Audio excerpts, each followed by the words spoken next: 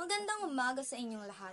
Ako nga po pala si Castillo Maria Gemma at narito ako upang ibahagi ang aking talumpati na pinamagatang pagsubok bago makamit ang minimiking pangarap. Ang edukasyon ay hindi lamang isang proseso para matuto.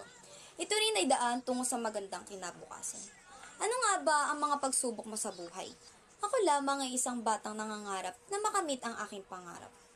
Ngunit sa mundong puno ng gulo, pagsubok at paghihirap sa buhay, di madali ang aking napagdaanan.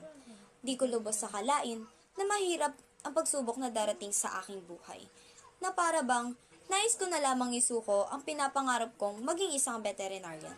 Ngunit, ito ay aking kinakaya sa pamamagitan ng aking mga magulang. Sila ang aking naging inspirasyon para malagpasan ng bawat pagsubok na aking pinagdaraanan.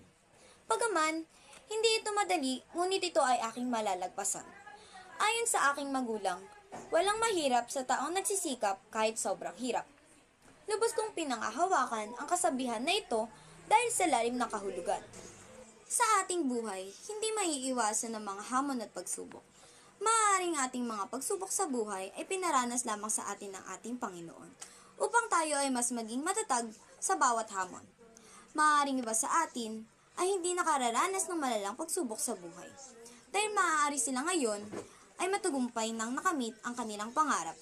Ngunit bago nila nakamit ang kanilang pangarap, batid kong puno ng pagsubok ang kanilang pinagdaanan. At ito ay kanilang nalagpasan at ito din ay ating malalagpasan. Tulad na lamang sa aking karanasan